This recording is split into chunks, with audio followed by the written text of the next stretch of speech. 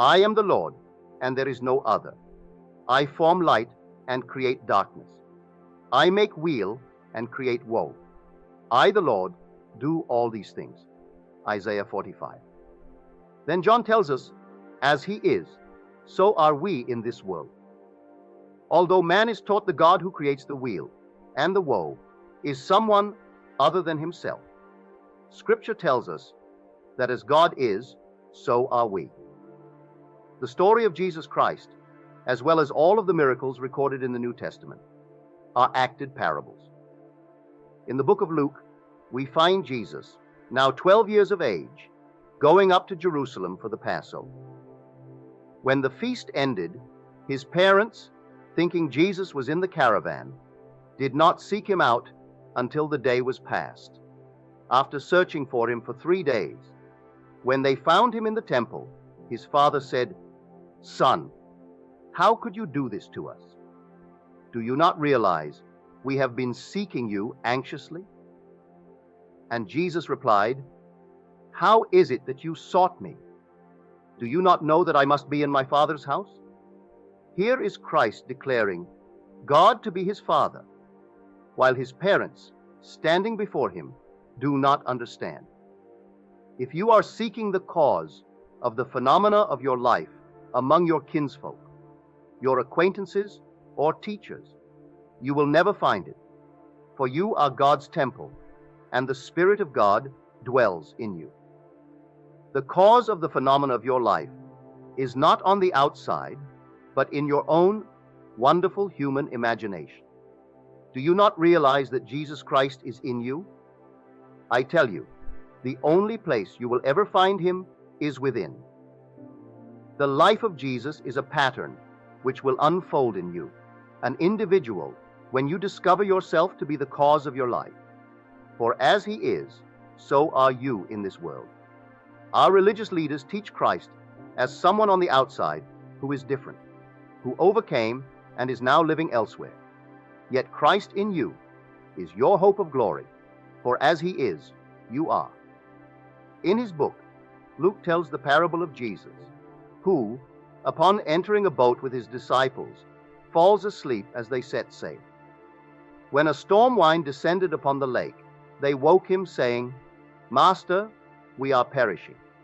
Then he rebuked the wind, and the raging waves became quiet, and there was a great calm.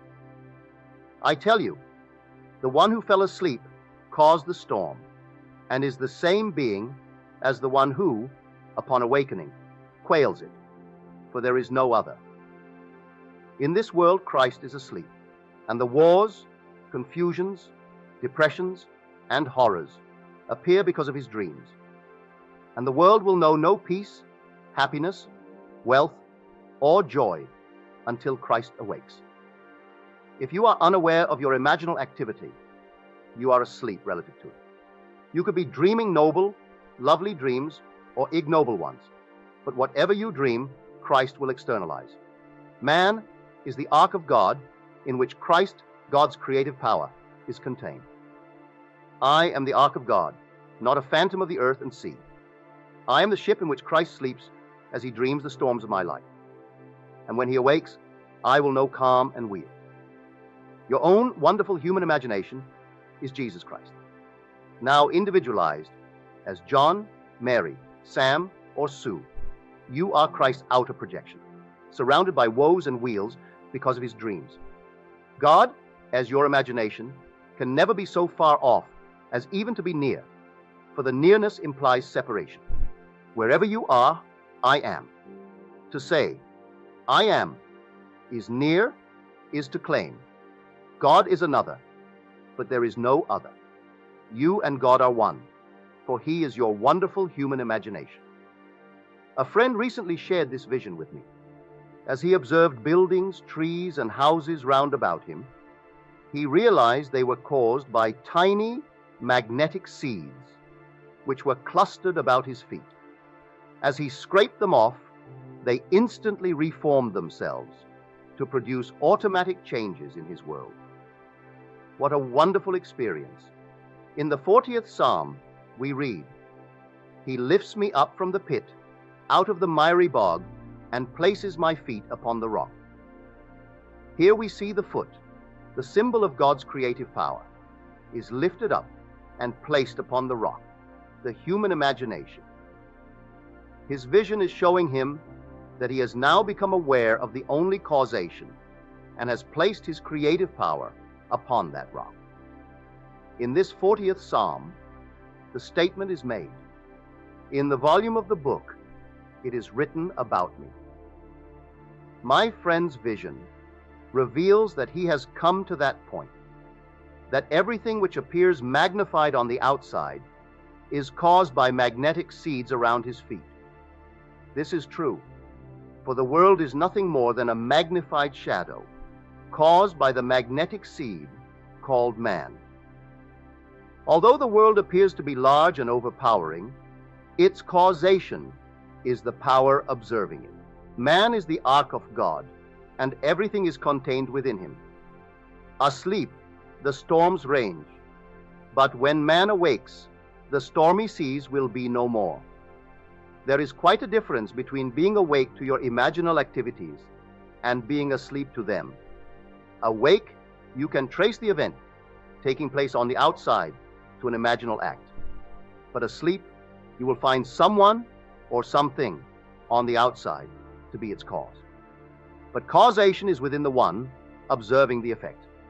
Causation is symbolized as the foot in the 40th and 69th Psalms, as well as in the 10th chapter of Romans. In the end, man will overcome and put all things under his foot. My friend saw the clusters of magnetic seeds around his feet. Although he tried to scrape them off, they reappeared. As Blake said, the oak is cut down by the axe, and the lamb is slain by the knife. But their forms eternal remain forever, returning by the seed of contemplative thought. Our world is the storm spoken of in the 8th chapter of Luke. Having entered our body, we have fallen asleep to our creative power. But when we discipline our mind, we quail the storms. The disciples of Scripture are disciplined aspects of the mind. Once your 5 senses are so disciplined you see, hear, taste, touch, and smell only what you desire, then you quail the storms of doubt and fear within you, for you know who you are. No longer will you seek the phenomena of life among your kinsfolk or acquaintances. For when you awaken, you find life in the temple. The world is always looking for new teachers on the outside, when there is nothing there but shadows. Christ is not another. You are Christ, as he is your very self. You will find him, and when you do, you will know that you are God. For a series of events will unfold within you, and you will bear witness to your own fatherhood. I have often thought that the doctrine of the Trinity should have been the doctrine of the being, for the Trinity is difficult for man to grasp. It's easier to speak of the doctrine of revealed Christianity as a unity than as a Trinity. When David stands before you as your son, there will be no more Trinity. You and I are one when my son David calls you Father. Then you will know that everyone in the world is that same being, as they will all have the same Son. This is the great doctrine of the unity. My old friend Ab always began his classes with the statement, "Praise be to that unity which is our unity." He knew that although we are a diversity of faces, completely individualized, we are the same Father of God's one and only Son, who will reveal himself to all, individually, thereby proving our unity of being. Every scriptural miracle is an acted parable. It is imagination who enters the boat called man and falls asleep in order for the journey of life to begin. Then the financial, marital, physical storms arise according to man's dreams. He could dream of something lovely and know healthy, happy storms. But if he does not know that the cause of the wheel is his imaginal activity, He will continue to dwell in the storms of life until the disciples rouse him to remembrance. Awake, you are aware of the thoughts. You are creating every moment of time, and carry this awareness into your dream world. You will not falter, for, knowing the world you want to build and its cause, you will be constantly aware of what you are imagining. You will no longer seek your desires among things, but will turn within to find they are all waiting to be fulfilled in God's temple. Now, the numbers 3 and 8 in Scripture are always associated with resurrection. We are told that on the third day, the earth rose up out of the deep, and in the book of Exodus, it is said that it came to pass on the 8th day. Luke tells us that when Jesus was 12 years of age, his parents searched 3 days before finding him in the temple, asking and answering his own questions. The number 12 is telling us that he had arrived at the point of creativity, that he has now resurrected and moved into the Father's house. For when they found him, he said, "Why do you seek me? Do you not know I must be in my Father's house?" Having identified God as his Father, he goes on to claim, "I and my Father are one." Today, as in that day, men cannot believe that imagination is the cause of the phenomena of life.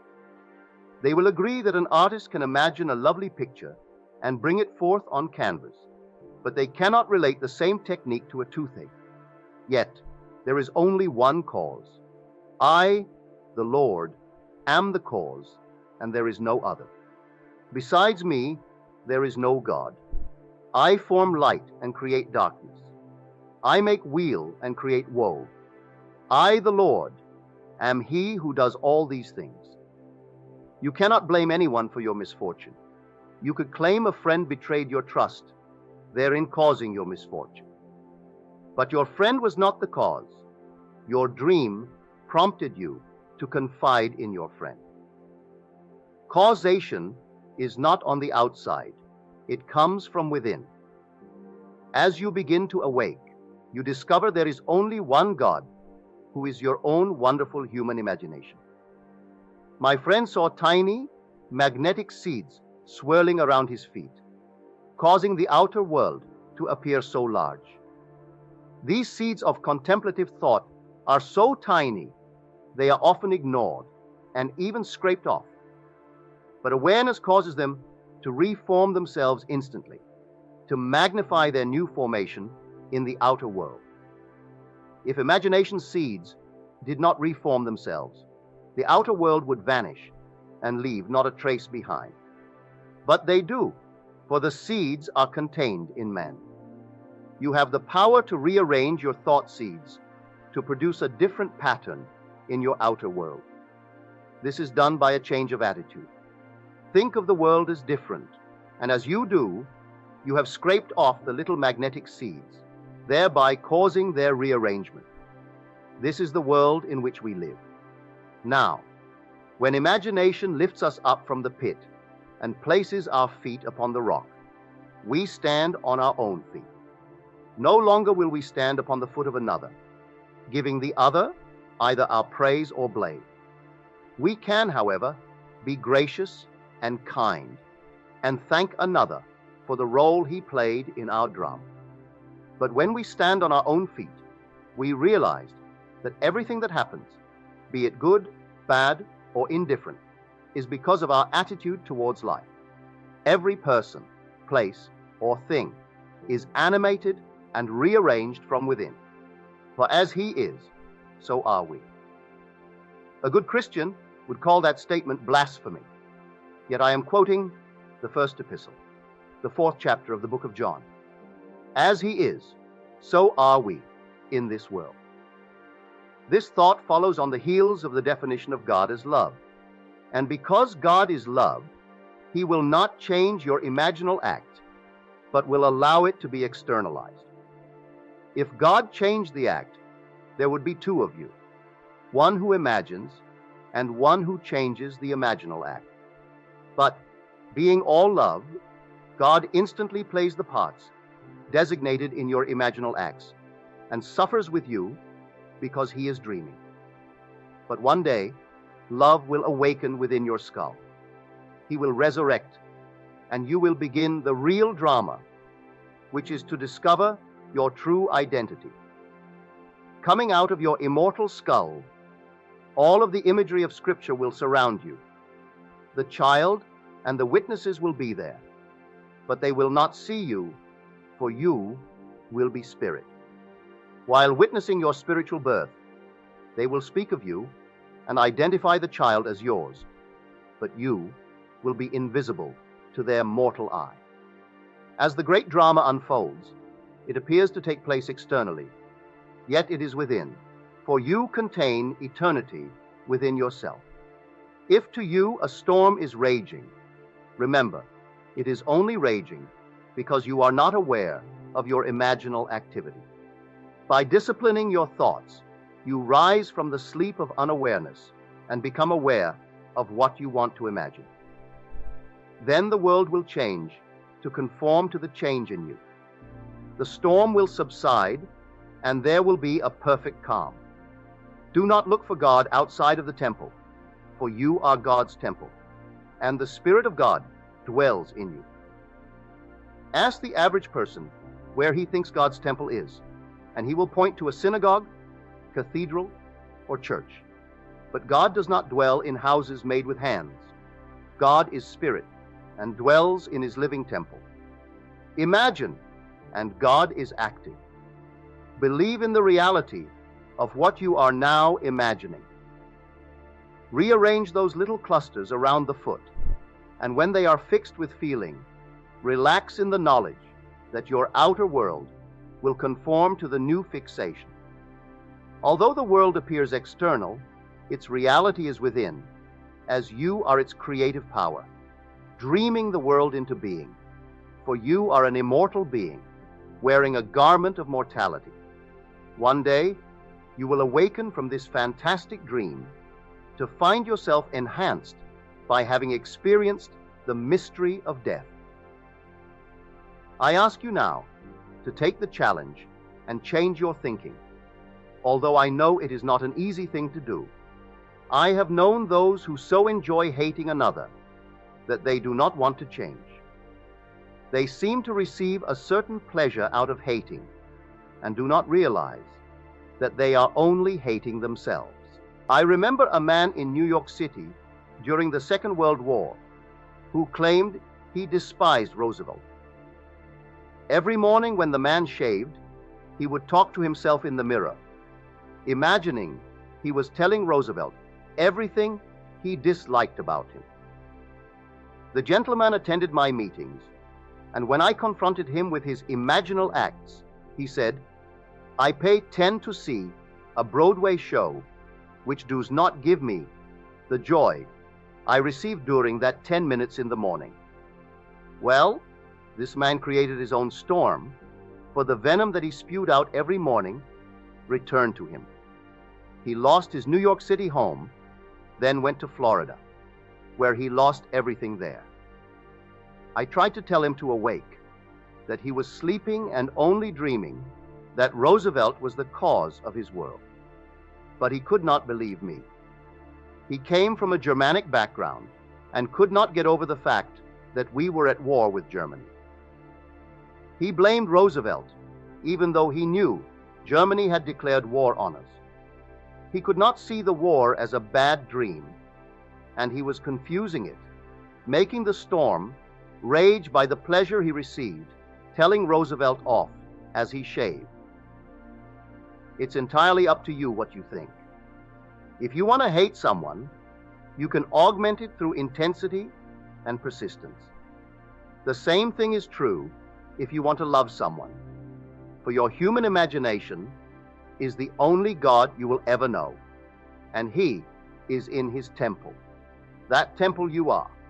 The parents, meaning tradition, sought Jesus on the outside, but when they found him within, he said, "Do you not know that I must be in my Father's house?" But they could not understand. When I have told rabbis, preachers, and priests that I have seen David of biblical fame, they laugh. And when I go further and tell them that David called me Father in fulfillment of the 89th Psalm, which states, I have found David. He has cried unto me, Thou art my Father, my God, and rock of my salvation. They stand silent, unable to make the Bible their biography. As long as you think the Bible is speaking of someone other than yourself, you will never understand it. The entire book, from beginning to end, is all about you, individually. You are the one who will find David.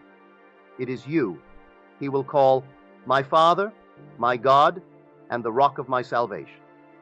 David will literally stand before you as a young man just coming into adolescence.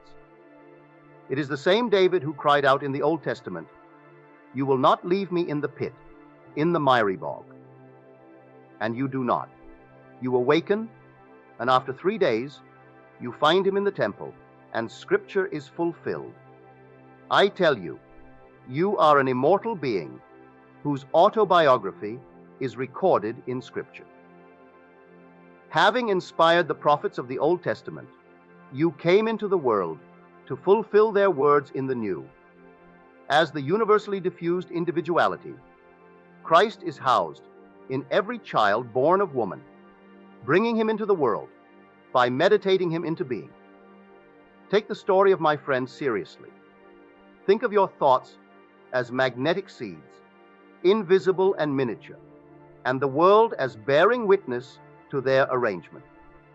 And remember, all you need do is rearrange your power-filled thoughts, and you will produce a corresponding rearrangement in your outer world. Now let us go into the silence.